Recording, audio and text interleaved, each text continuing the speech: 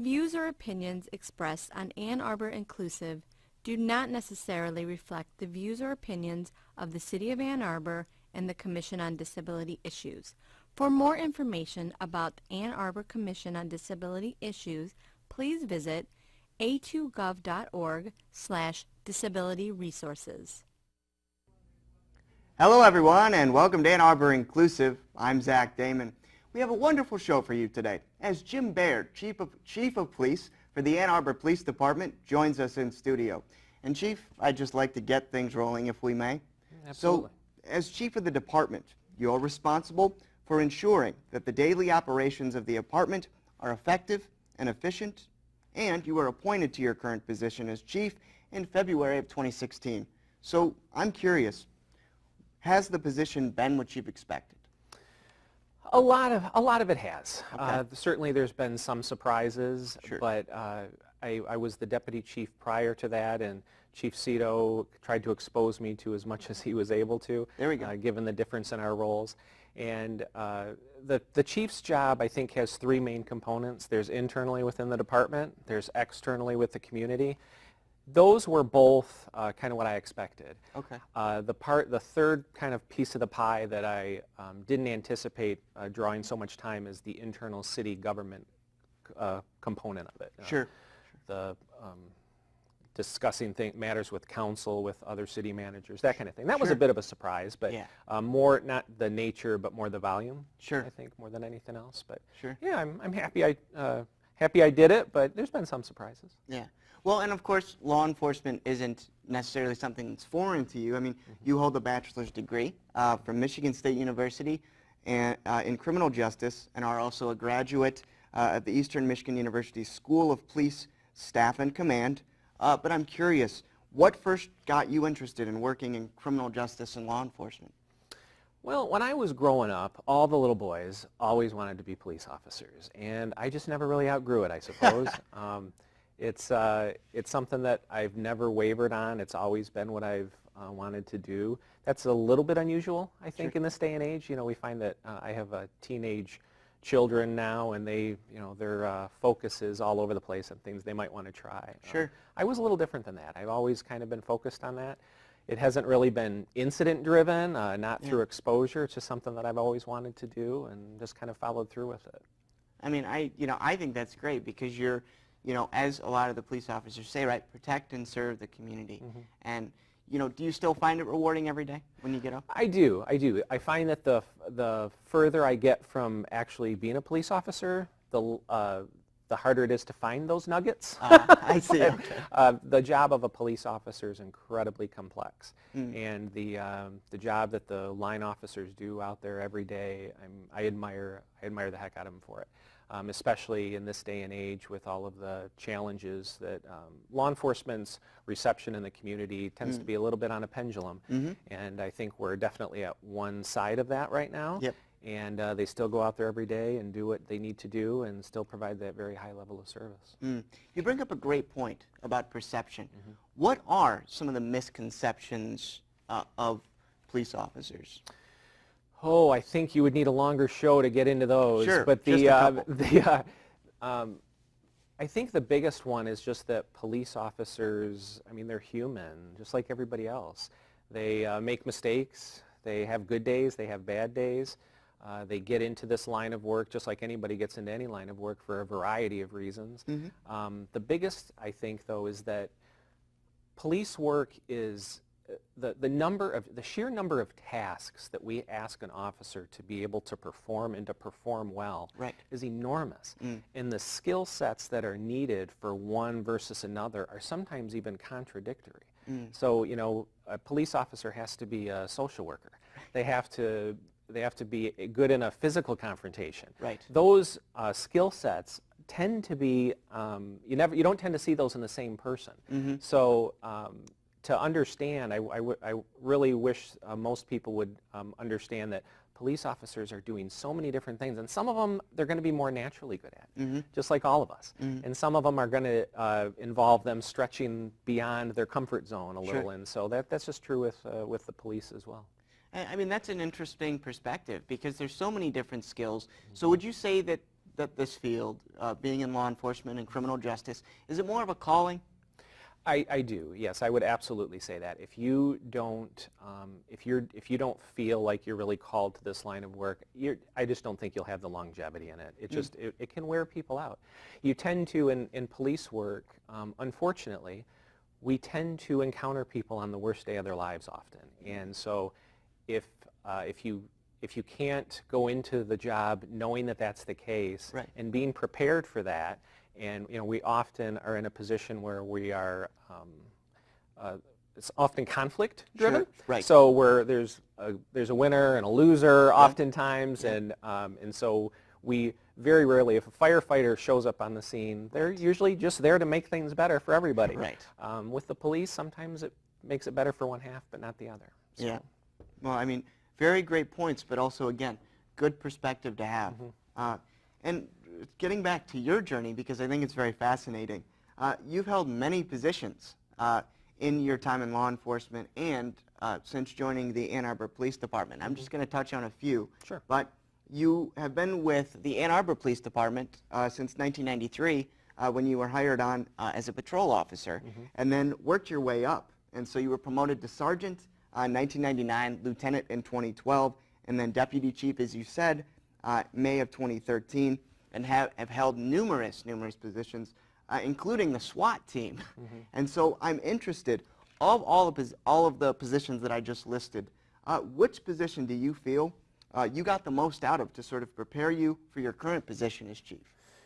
I would say just probably due to proximity. The deputy chief role, although I was in it a duration, was relatively short amount of time. But it was, I think that's the one that if I had to pick one out that single-handedly probably did. But I think what truly prepared me to do this job is the totality of everything. Being able to see the department from so many different perspectives and so many different levels, Sure. Different roles in engaging the community, different roles as a police officer, I think is the, outside of the deputy chief role, if I had to pick one more, it would be as an officer, because Really? you truly get to understand the people that you're there to serve. That's where you have the most exposure to it. Sure. Yeah. Speaking of the community, in your mind, what separates the Ann Arbor Police Department from other departments around the state? I think there's some things that we do better than other agencies, and I think there's some areas where we could probably make improvements. Sure. We're in the midst of an assessment going on right now in the police department. This is driven largely from the incident that occurred, a lethal force incident that the police had a few years ago. Oh, okay. And so as a result of the look into that, council has asked for an outside group to look at the police department, Sure. kind of help us to kind of a little checkup, internal checkup, Right. to see how we're doing. And so we're in the midst of that right now. Okay. I think we'll have a little bit more direction and maybe some recommendations that come out of that. But all in all, I think that the police department in Ann Arbor, the thing that makes us successful in doing what we do is the people that we hire. It's the officers. We're very, very picky about who we bring on. Is that right? And yes, it's a very exhaustive selection process. We are, we want the best, and because of what we talked about before. Yeah. They're tasked with doing so many different things, and I had a academy that I spoke to recently, and they Sure. said, "What do you look for?" And everything. We look for everything. You have to have. We have officers that have to be able to, they have to be capable of an incredible amount of compassion, and sometimes they have to be capable of violence on the same call. Wow. And that's, Yeah. it's the bar for somebody to reach to be able to act on both ends of the spectrum Yeah. effectively is pretty hard to reach. Yeah, I mean, that has to be, too, an incredible amount of emotion and an incredible amount of mental and emotional stamina that each officer needs to have. Yes. And that is just amazing. Yeah. Because, as an outsider, you don't necessarily see that. We see you in the uniform. We know Right. what your duties are, Right. right? To protect and serve the community, to uphold the laws, to go about bringing justice in criminal cases. But again, getting that perspective is just eye-opening. Yeah, and it's in addition to all of the same stresses, because they're humans, they have families, they have Right. they have their kids' soccer games they're going to, Sure. or whatever else is going on in their lives. That stuff doesn't end. Mm. But now, in addition to the normal everyday stresses that an officer would experience in their personal life, Sure. they're also the ones that are kind of dispatched when the stressors in other people's lives have exceeded their capacity to handle it on their own. Got it. So that's it can have some compounding effects. You're right. Sure. Well, and you brought up an interesting point about, community and being involved with the Ann Arbor community, and that's really what separates the department. And so on that point, the Ann Arbor Police Department Road Patrol is committed to community-oriented policing, as you guys like to say. And that philosophy strives for a high level of community engagement.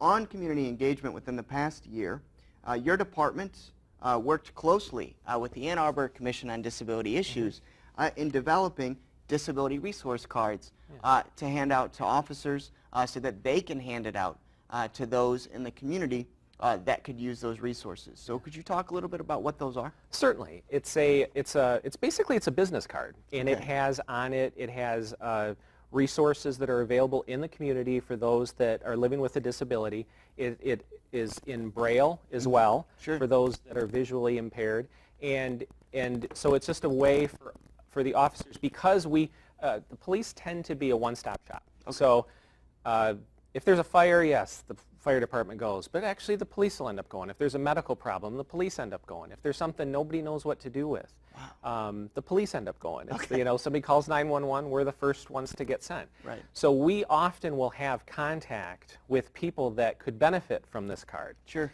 The interesting thing, though, that's occurred is that most of the officers I've talked to that have tried to give the resource to people have actually said, yeah, we're already aware of that. So I think the Ann Arbor community as a whole, does a really good job of kind of getting the message out there. And Sure. so probably due to the commission's work largely, but Sure. they will, a lot of people are already aware of the resource. And so the people that are truly finding the information out for the first time are usually new to town. Wow. And I mean, that's a good problem to have, Yeah, it right? is. And an informed community about what's going on. And again, I think that's really wonderful too, that the department was motivated to team up with the commission to develop those. Yeah. And sort of, was it something that you just got together and you said, this could be very helpful? How did that go about? Did you approach the commission? Or No, did they- actually it was the commission that approached us. Oh, great. Yes. Wow. The chair Sure. is Sally. She Yep. approached us along with representatives from the Center for Independent Living. Yep. And we decided that this was one of the things that we could offer. Sure. And in addition to that, we also tried to help, the commission helped us to focus our training efforts a little nice. bit better. Wow. And so we've had people with service dogs train the officers. We have Sure. had, in law enforcement, especially with the national conversation going around with police use of force, the groups that a lot of people have a higher level of anxiety about police interactions with Sure. are the hearing impaired Okay. and those that are on the autism spectrum. And so Wow. we've tried to increase our training in those areas, something that's already occurred on a regular basis.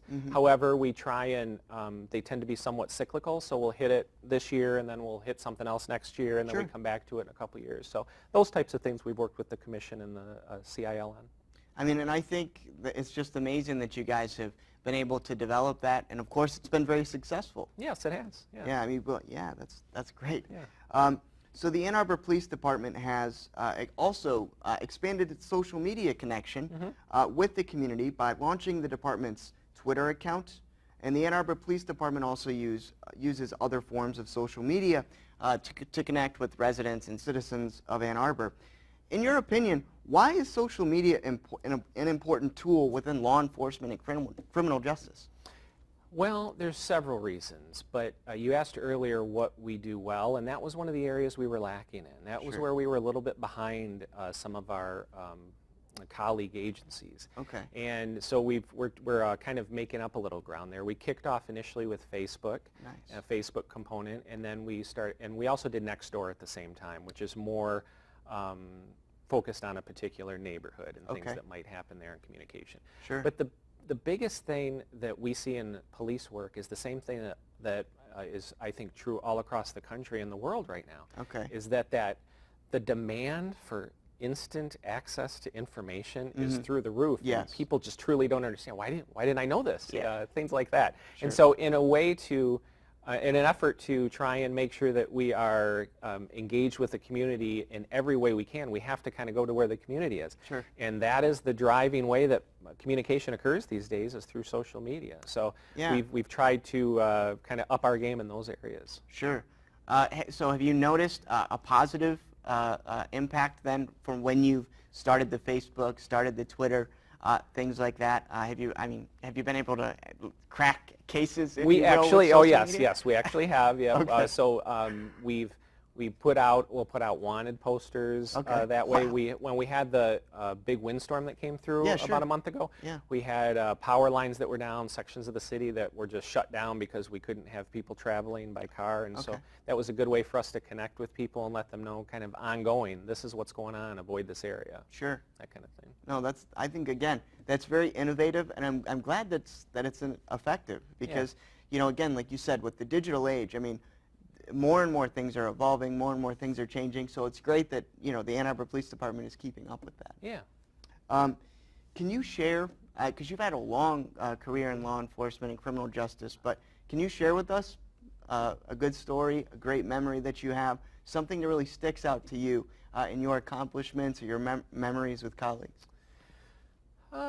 Yeah, it doesn't really involve me directly, but I think Okay. it's a good example of kind of the community and the police department working together, and how sometimes that can bring out the best in people. Sure. So recently we had one of our officers, Officer Ford, who was actually training one of our brand new officers. He's going in front of, he's driving in front of Huron High School, and there's a vehicle broken down Oh, on the wow. side of the road. Not unusual. Yeah. Officers encounter that all the time. Sure. And so they pull up there and they realize that the car has a flat tire. It's the vehicle is a very old car, not in good condition, and it's an adult woman who's taking her elderly father to the VA hospital. He's a vet, and he is on his way up there for an appointment. He's also has issues with dementia and Alzheimer's that he's Wow. being treated for. Sure. And so the officers initially get there, and they're like, well, she explains what the situation is, where she's on her way to. He says, well, let's get your dad up to the hospital, and then we'll figure out what we're going to do with your car. So Sure. they load Dad up into the squad car, take him up to the hospital, drop him off with her, and then they come back to deal with the car. They were going to initially, because the woman that was there, she was financially struggling. Oh, She's no. on a very fixed income, Right. trying to take care of herself and her father, who has significant needs as well. Sure. And so they didn't want to call a tow truck that's going to, so the officers decided, well, let's change the tire for her. Okay. So they go to do that, and the spare is flat as well. Are you kidding? And so the Jeez. officer, he just said, look, I'm just going to buy this woman new tires for her car. And All so, 4 tires? Yeah, he said, I'm just going to buy her new tires for her car. And Wow. so he calls the wrecker driver, and the wrecker comes out, hooks up the car. The officer explains the situation. And the wrecker driver says, oh, don't worry about that. We won't charge you. We'll just get the car up to the tire place for you.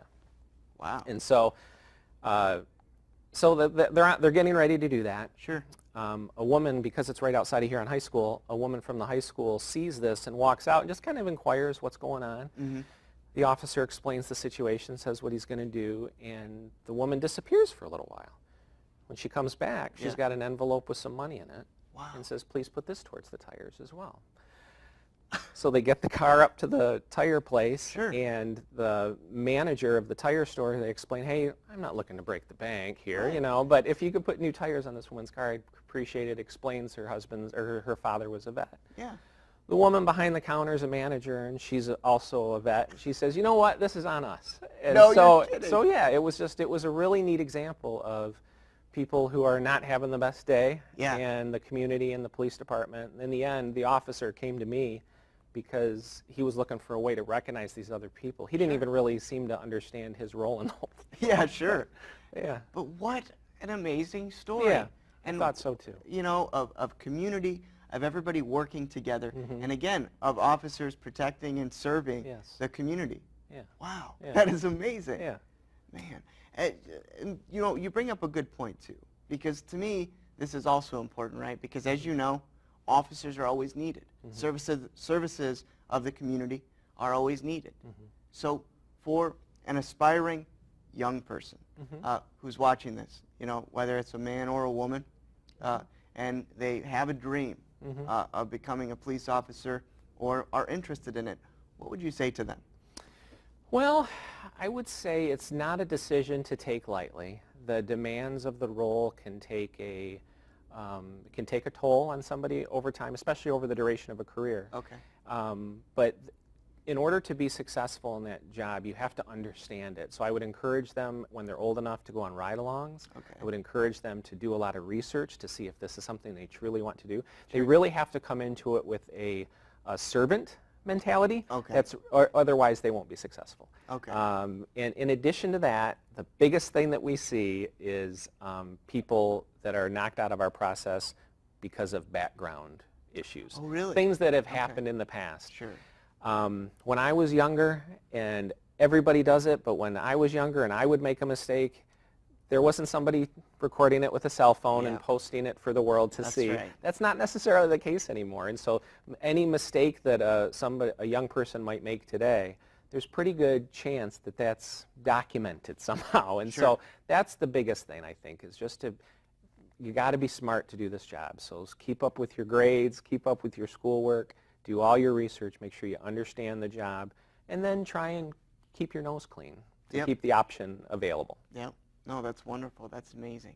And, you know, I hope that all those watching can really stick by those words, and if they want to be able to join the police force one day, know that they can do it. Yeah, that would be great. We're going to have 49% of our staff eligible to retire in the next 5 years. What, is that right? Yeah. My goodness. It's going to be significant. Over 50 people can leave. Wow, my goodness. Do you guys ever have, you know, like children's days or, you know, things that families can do with the Ann Arbor Police Department? Yes, we actually have an open house. I believe it's scheduled for the third week in June. Oh, I'd have great. to confirm that, but I Sure. believe it's the third Saturday in June. Okay. And we do that in conjunction with the fire department. Oh, so great. a lot of the officers and firefighters and the ones that are responsible for a special position, like they usually cut up a car. The firefighters Oh, will my usually cut a gosh. car open to show how Okay. they would do that at a crash scene. I think this year we're going to have some of the officers from the SWAT team rappelling off of City Hall, stuff like that. That'll be Yeah. really neat. So, wow, that's awesome. Yeah, so make sure, folks, that you can get out to that event. You said it's in June, right? I believe so, yes. Okay, great. That's awesome. And lastly, we touched on this a little bit before the show, but I thought it was a very fun and interesting point. So Super Troopers, one of my favorite films that came out, I think it was in the early 90s, but they're coming out with the Super Troopers 2 this year. So will you or anybody from the department be seeing that? Well, I think that there will be attended by some, yes, absolutely. I imagine that my teenage son's going to want me to go to that one with him, but yes, yes. Well, an interesting fact, you actually grew up with one of the actors in that film, or went to high school with him. Went to high school with John Heffron, yes. That is Yes, amazing. Yes, Went yes. to high He's a school. South Lyon High School graduate. Okay, Yeah. wow. Well, the time is meow if you want to go see Super Troopers 2. I just thought I'd plug that. Well, Chief Baird, I want to thank you so much for being on the show and taking the time to sit down with me, and hopefully we can have you on again sometime. Yeah, thanks for having me. I appreciate All right, it. thanks so much. Okay. Well, folks, that's all the time we have for today. And I'd like to thank again Chief Baird of the Ann Arbor Police Department for being on the show, and hope that you enjoyed the program. Be sure to tune into Ann Arbor Inclusive next month, and as always, stay awesome, Ann Arbor.